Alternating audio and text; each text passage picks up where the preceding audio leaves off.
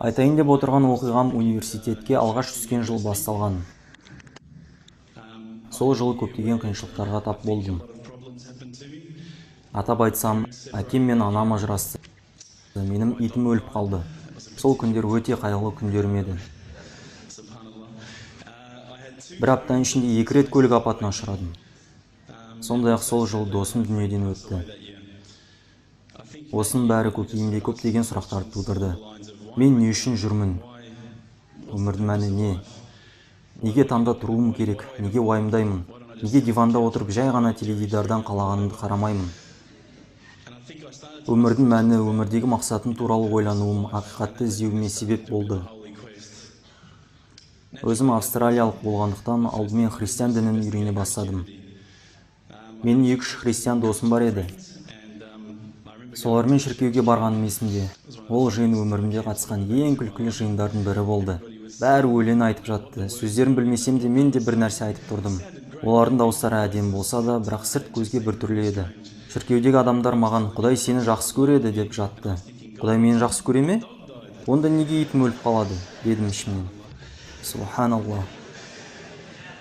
Сонымен христиан дінін үйрене бастадым. Ол діннің көптеген тармақтарын байқадым. Католиктер, англиялық баптистер, поптар, пасторлармен сөйлесетін едім. Бір байқағаным, сұрақтарымды осы поптарға қойғанымда, сұрағымның жауабы "Міне бауырым" деп Інжілден еш көрсеткен емес. Сұрағыма өз ойларынан, пікірлерінен жауап айтатын.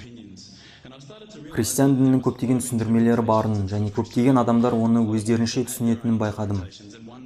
Бір шіркеудегі поп сұрағыма былай десе, басқа шіркеудегі поп оны терістеп басқаша жауап айтатын. Кейін ойлана бастадым. Інжіл біреу, бірақ түсіндірмелер неге сан алуан? Сол кездерде 1-ші курс студенті едім. Жанарма бекетінде де жұмыс істеп жүрдім.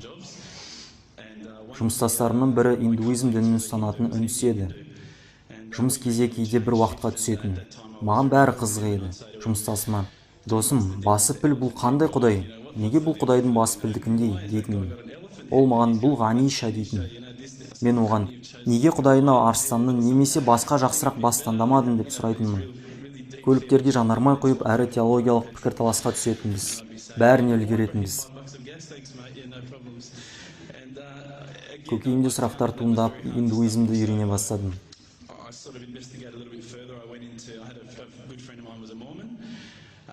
Индуизм христиан дініне қарағанда қызығырақ көрінді. Әулиенің соңғы күні атты шіркеудегілер біраз қатал көрінді. Олар ішімдік ішпейтін, олар кофеинді де ішпейтін. Кофе жақсы көретіндерге әлбетте қиын.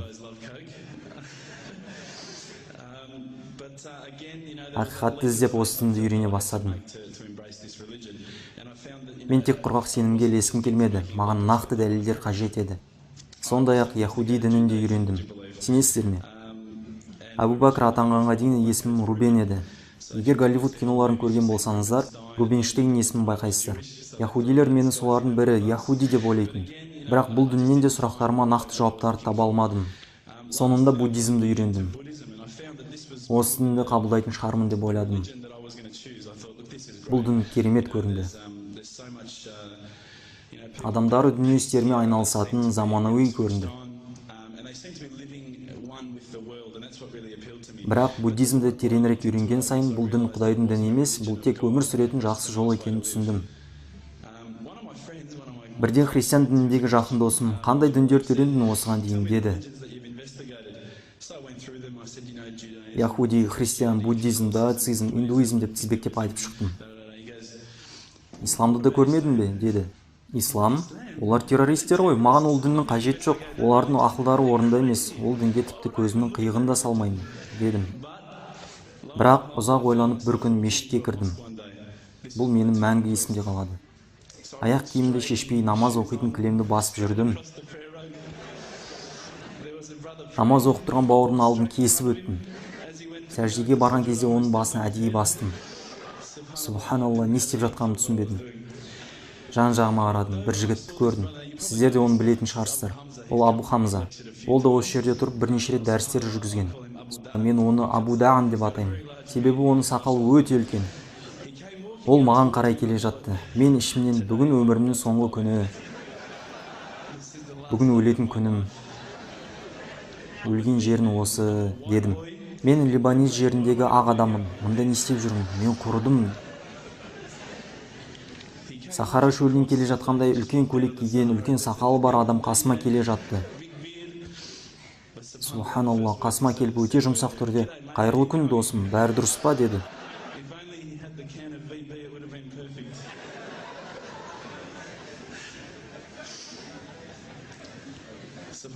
Субханалла, оның жұмсақтығын көріп таңғалдым. Австралиялықтарды ренжіткім келмейді. Бірақ менің тәрбием ол менің мемлекетімнің тәрбиесі. Менің ата-анам мені атеист етіп өсірді. Ал өздері болса христиан болып тәрбиеленген. Олар әрбір жексенбі күні шіркеуге қинап болсын апарылатын. Шіркеуде өткен әрбір минутын жек көретін. Кейін біз туылғаннан бастап, сен өлгесін бәрі бітеді, өлімнен кейін өмір жоқ, Құдай жоқ, бәрі бос сөз деп миымызға құйып өсірді. Алғаш Абу Хамзамен мешітте кездескенімде ол маған өте жұмсақ сыпайы мәміле көрсетті. Онымен жолыққаныма қуаныштымын. Бір күн бұрын тік ұшақты басып алғандарды көрсеткенде Абу Хамзаны көргеніме сенімдедім. Австралиялықтар қонақжай, бірақ Либанис халқы мен көрген халықтардың ішінде ең қонақжайы. Абу Хамзамен сөйлесіп тұрғанымда бауырларымыздың бірі шай дайындапты. Шынымды айтсам, әрбір 5 минут сайын дәретханаға барғым келіп тұрды. Маған шай құйып беріп, алдыма пішінай қойды. Мен бұндай құрметті көрмегенмін. Кейін пішінай үшін және дін үшін мешітке келіп жүрдім.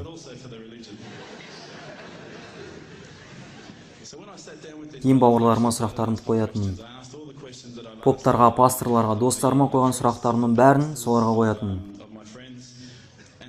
Субханалла, қандай сұрақ қойсам да олар өз ойларынан жауап бермейтін. Осысы таңғалдырды. Олар Құранды ашып, міне, мынаны оқышы бауырым деп сұрағымның жауабын нұсқайтын. Әрдайым солай еді. Мен басқа, оңай емес қиын сұрақтар қоятынмын. Неге әйелдер орамал тағуы керек, неге хиджаб парыз, неге мен 4 әйел ала аламын, бірақ әйелдер 4 еркек ала алмайды? Исламды үйрене бастағанда осы сұрақтардың жауабын білгім келді. Олар тек Құран арқылы жауап беретін, өз ойларына еш нәрсе қоспайтын. Өз ойларын қоспауы біртүрлі көрінген маған. Осылай келіп жүргеніме 1-2 апта болып қалған еді. Қашан келсем де бірнеше бауырым әрдайым мешітте болатын. Солардың бірін жеке шақырып, мына мәселе туралы не ойлайсың, жеке пікірің қандай дейтінмін. Сол кезде бауырым маған былай деген: Құдайдың кітабы сөзі тұрғанда менің қандай жеке пікірім болмақ? Осы сөз көкейімде қалып қойды. Бір күні олардан Құранды бере тұруын сұрадым. Құранға қалай болса солай емес, құрметпен қараймын деп айттым. Олар Құранды берді. Үйге апарып оқи бастадым. Бір байқағаным, жай ғана оқиға әңгімені оқып отырғанда емес, біреу маған бұйрық беріп, жол сілтеп тұрғандай ұлы сезімде болдым. Бір күні түнде ерекше оқиғаның орын алуын қаладым. Осы оқиғаны алдын айтқан едім, тағы айтамын, естігендеріңіз болса айып етпеңіздер. Шырақ жағып, терезені ашып, пердені жаптым. Рухани тылсым байланыс орнатқым келді. Ол кез Мелбурн жазының тамаша күндерінің бірі еді. Қазір түн болды деп ойлап отырдым. Мен Құраннан көптеген рухани, көптеген ғылыми дәлелдерді білетін едім. Таулардың қазық сияқты екені, әйелдің ішінде эмбрионның қалай дамитыны, бұның бәрі керемет дәлелдер, бірақ сонда да кішкентай белгіні қаладым. Жардың шетінде тұрғандай едім. Сәл итеріп жіберсе исламға қарай секіруге дайын едім. Сәл ғана итеру. Сонымен бөлмемде отырдым. Бөлмем өте тыныш еді. Мен Құранды оқып отырдым. Кейін тоқтап былай дедім: Алла, міне, бұл менің сәтім. Мен исламды қабылдағалы тұрмын. Бірақ мен кішкентай белгінді қалаймын. Кішкентай ғана белгінді. Үлкен нәрсе емес. Мүмкін найзағай ойнатарсын, білмеймін. Кез келген кішкентай белгінді көрсетші. Саған бәрі оңай ғой, сен жерді жараттың ғой, қанеки. Жағып қойған шырағым кинодағыдай 4 метр биіктікке жетіп, ауылдар мекен деп отырдым. Ал қане, баста дедім. Субханалла, еш нәрсе өзгермеді. Еш нәрсе өзгермеді. Шынымды айтсам, көңілім түсіп кетті. Отырған күйі былай дедім: Алла, бұл сенің мүмкіндігін. Мен осындамын, ешқайда бармаймын. Мен саған тағы бір мүмкіндік беремін. күні бойы барлық нәрсені басқарып қолын тимеген шығар. Бірақ қазір кішкентай ғана белгі. Кез келген кішкентай белгіні көрсетші. Шырағымның оты күшейеді ме білмеймін. Қандай болса да бір кез келген белгі берші. Ал кеттік, баста, дедім. Субханалла, мүлдем еш нәрсе өзгермеді. Кез келген кішкентай өзгеріс белгі болса, міне осы белгі деуге дайын едім. Бірақ еш нәрсе болмады. Көңілім қатты түсті. Бұл менің исламды қабылдауға соңғы талпынысым еді. Енді бәрі бітті деп ойланып отырдым. Талпындым, бірақ Құранды ашып тоқтаған жеріме қайта оралдым. Субханалла, келесі беттегі аятта белгі сұрайтындарға жетерліктей белгілерімізді көрсетпедік пе? Жан-жағына көз сал, жұлдыздарға қара, күнге қара, өзен суларға қара. Бұл нәрселерде ақыл иелеріне белгілер бар, делінген.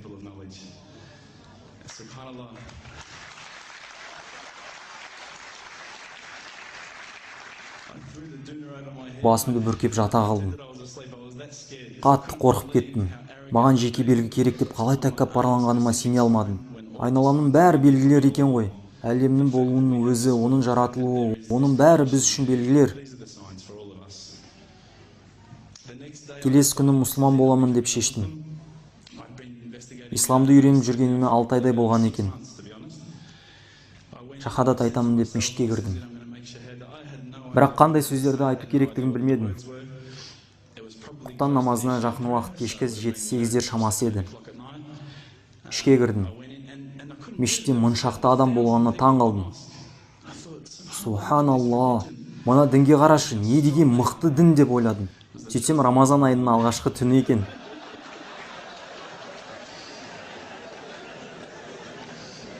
Рамазан мұсылмандары.